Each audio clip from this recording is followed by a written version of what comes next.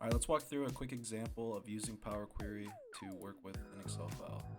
So in this example, I have some data here with customer column and date. So what I want to do is I want to get an output table with the data sorted by customer, color, and pulling the max date. So removing the duplicate date fields with this combination. So one thing I'm going to do here is I'm just going to load this into powerquery and just do it all there. So to do that, just go to the data tab, and then you can select from table/range. It's going to insert a table on your data. It's going to then load into powerquery. So as you can see here, we have it loaded into powerquery. So the first thing I'd like to do is, typically anytime I'm working with dates, I'll select that column and transform. And the first option is to select date only. So we'll do that.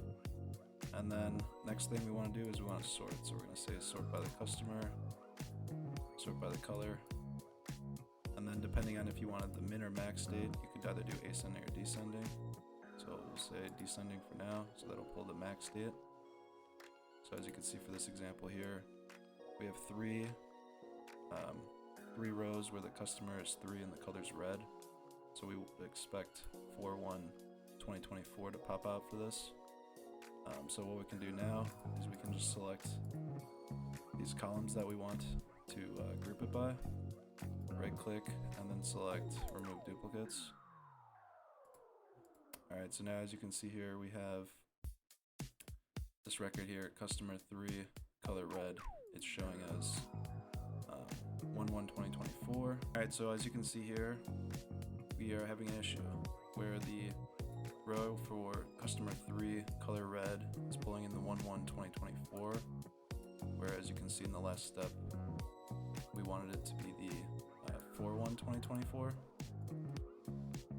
So to get this to work, what we need to do is we need to wrap another function within this. So within this sorting of the rows, what we'll do is come up here to this formula bar, and we're going to type in Table.Buffer, saying that the buffer is a table in memory, isolating it from external changes during evaluation. When we introduce this Table.Buffer function, what's doing is it's loading the data into memory. So wherever we wrap this function within the applied steps for powerquery, it's going to load the data in the way that you view it within that step, and then from there it's going to apply those steps. So all you have to do is just open parenthesis and then close it up at the end.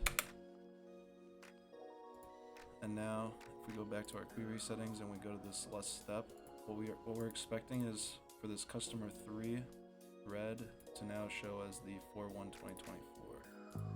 So as you can see now, that fixes the problem. So that's just a quick tip on how to get that to actually work. So now if we close and load this, you'll see that we have our result set here, just how we wanted it. And what you can actually really do now is, since you have all those steps already set up, it's kind of already automated. Technically what you could do is, if you wanted to apply these same different steps to your data, you could just paste in your raw data right here into like this data input sheet, and then you could simply just refresh and have those steps be applied to it. So hopefully that helps. Thanks.